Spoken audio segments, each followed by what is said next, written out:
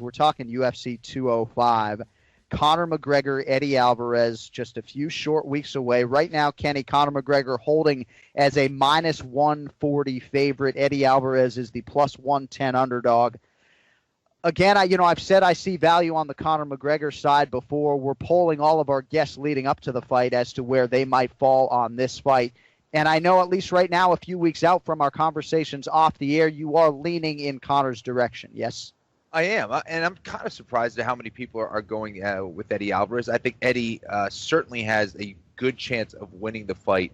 I just think with Eddie's propensity of kind of getting into these brawls, you got to like Conor's chances because of it. And I also think that people are really downgrading Conor's performance against Nate Diaz in his last fight.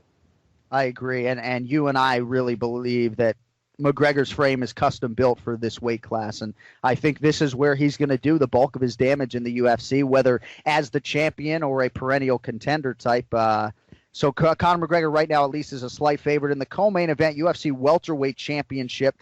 Got to think people are going to see some value on Tyron Woodley. He has the belt. He has the experience of that recent title fight. Woodley right now plus 160, Kenny, to defend the title. Stephen Wonderboy Thompson, the minus 190 favorite to bring the gold back to South Carolina.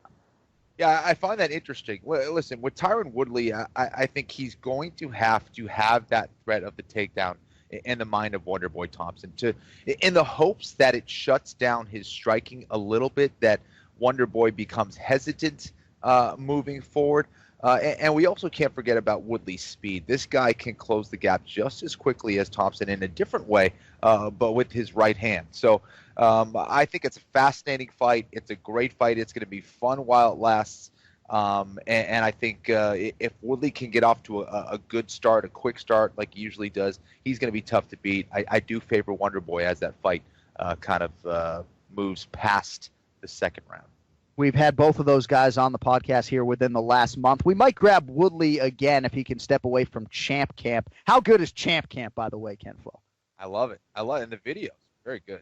Yeah, so we might have Woodley again. We talked to Stephen Thompson a couple weeks ago. He was pretty dismissive of some of the things we had suggested about, Duke Rufus seeing some things on tape that maybe he can exploit, mistakes that other opponents have made in the past. But gosh, there is such a confidence that beams off of Wonderboy when you suggest that somebody might be able to figure out his style. So he's unbeaten, of course, since the Matt Brown fight in 2012. And just a fascinating fight for me. I know you said it might be the fight of the night for you.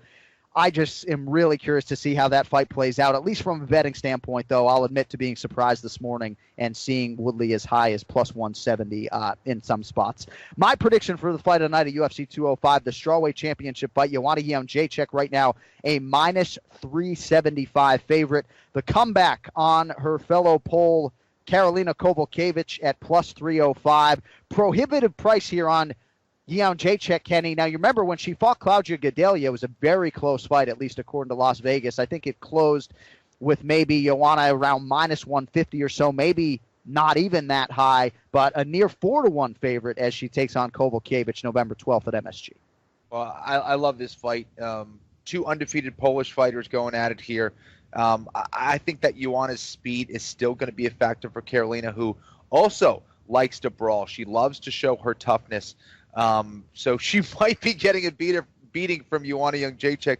However, I do think she needs to mix things up and try to test the grappling skills of Joanna. I think Kowalkiewicz is going to be the better grappler, the better submission fighter out there. So she's got to find a way to put this fight on the mat, get Joanna tired somehow. But seeing that last fight against Gadelha, if Gadelha can't do it, then I don't know if there's any other fighter out there that can do it. And Joanna is continuing to get better, training at ATT, and that spells even more doom for her opponents. Yeah, I want to get to the American top team angle in a second, but maybe someone like Jessica Andrade has the power to really get Joanna Jędrzejczyk out of there. I'm not sure I see Kowalkiewicz in that class. I think for you, you're right. She's got to mix it up. She's got to try to extend the fight. But, man, Gadelha obviously landed some power shots, and the recoverability for Joanna Jędrzejczyk just absurd. So at least right now, her chin has held up. Again, huge price. So you're paying the price on Jędrzejczyk, as we mentioned, minus 375, minus 360 in some other spots. But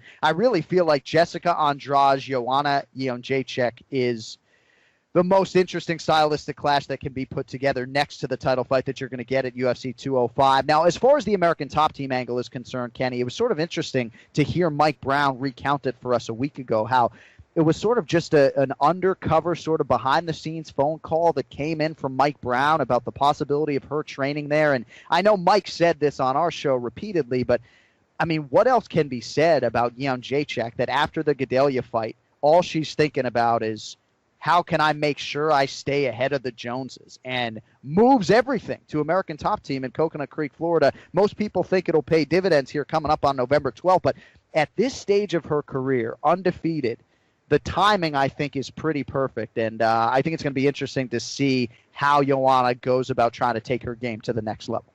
Yeah, I think it's a great fit for her as well. But we've seen it before where you see a move in camps and things are done differently. The way that she's used to training can be different, and that can throw off a fighter as well. I don't think that's going to be the case for Joanna, but it's something to be aware of.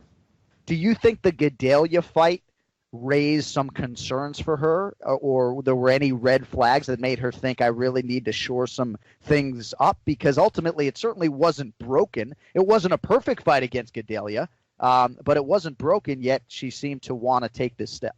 Without a doubt, that is a part of it. She just isn't going to get the same kind of wrestling training. She isn't going to get the same kind of jiu-jitsu training in Poland as she is in the United States. That's just a fact.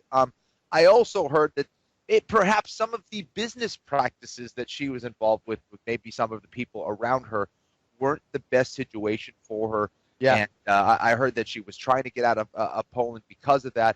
But more than anything else, I mean, when you're looking at these big teams that have access to way more sparring partners, way more, advanced ideas as far as training, you got to take it. And I think that's what you want to do.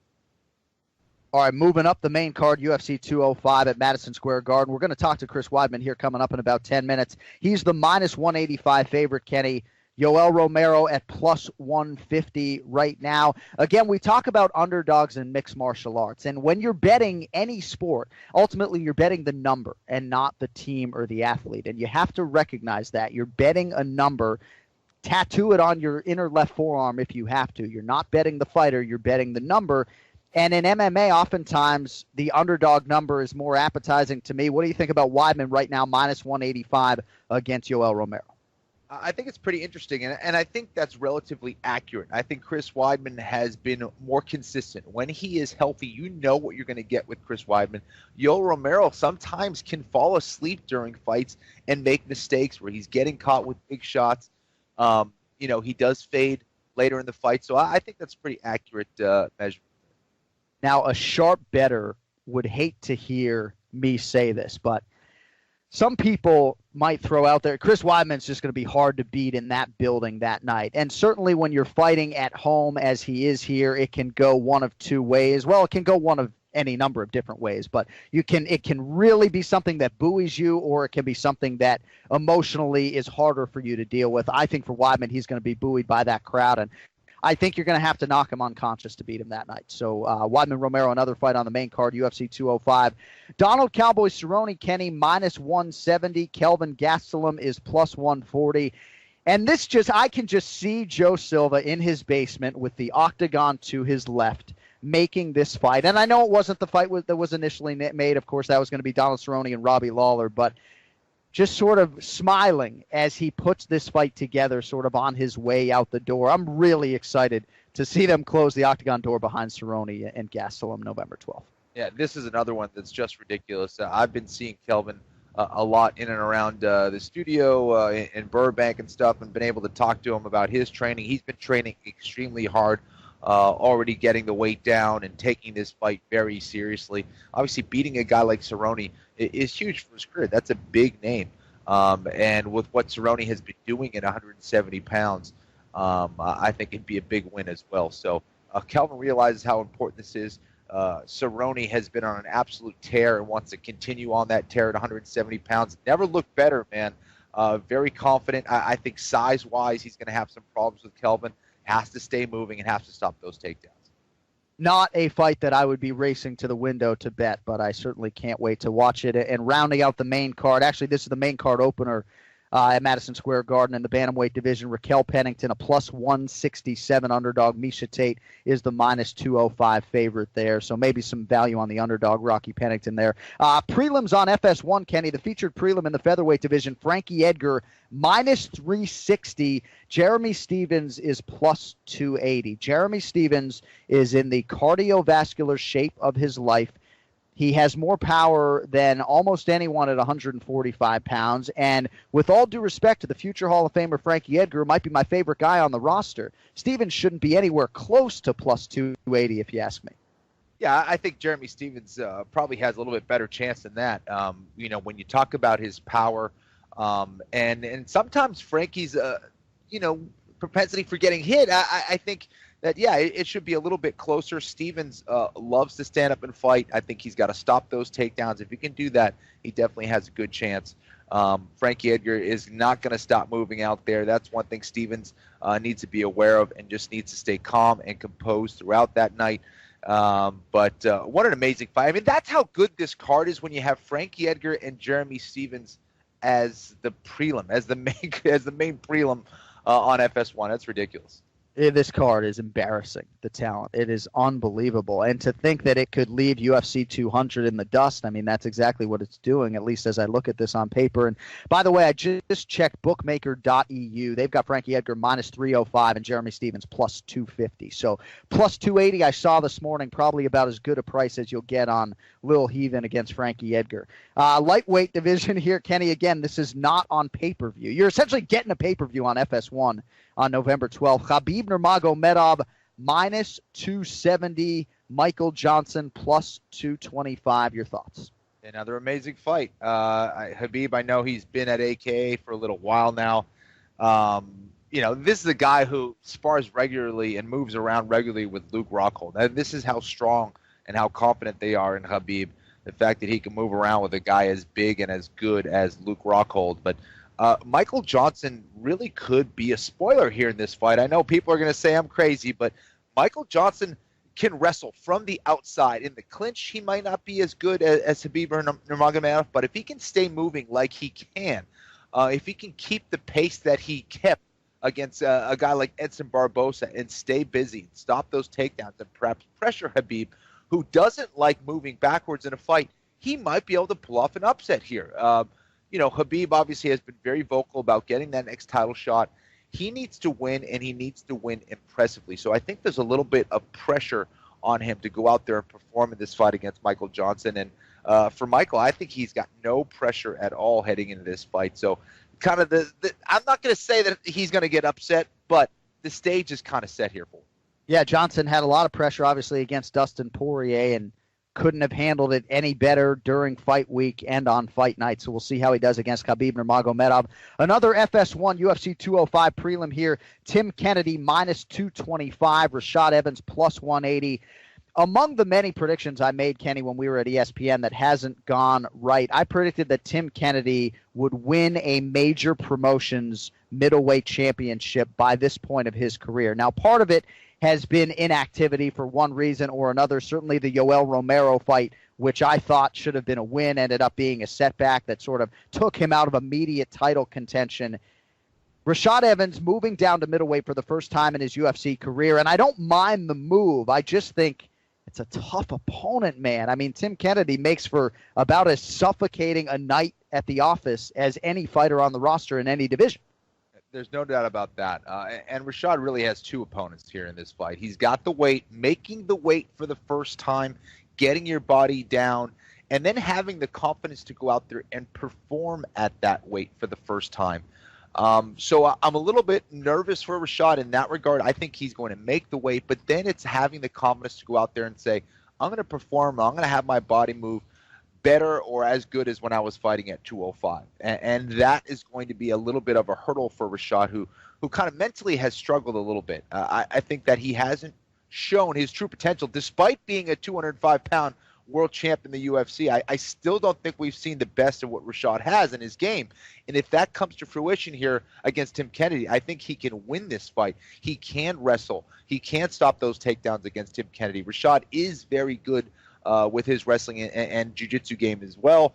He does have knockout power. I think he's got more power on the feet than Tim Kennedy. He just has to let those hands go. Tim Kennedy is very confident. He's going to pressure you. He's going to grind you down. And I think he's going to come with a lot of pressure early in that first round to try to tire Rashad out and take away his confidence.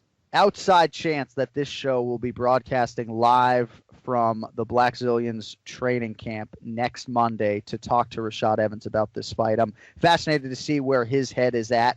And I also hope we can grab Tim Kennedy because I'm really curious what his MMA aspirations are right now, because I stand by the fact that on any given Saturday night in 2016, 2017, Tim Kennedy can be the number one 185-pounder in the world. You saw, obviously, what he did in the main event against the current champion, Michael Bisping. He hasn't gotten over that proverbial hump. There have been times in Tim Kennedy's career when there have been big fights against, I believe, Jacare Souza. Did he fight Jacare? I think he did. Or maybe it was Rockhold, but there have been big spots at times where Kennedy has just fallen short. Certainly the Romero fight comes to mind. I got to think at some point Tim Kennedy's going to break through. First order of business for him as he gets back will be against Rashad Evans coming up at UFC 205. So plenty more coming up on 205, the pay-per-view, the prelims. Yeah, Tim Kennedy lost to Jacare for the vacant Strikeforce title belt. Thank you, TJ. So wasn't off base on that. So next week we're going to do more on UFC 205. We'll try to bring on some of the fighters as well, of course. And we will also solicit your tweets at Anik Florian Pod. Any question you have that is UFC 205 related, we're going to try to get to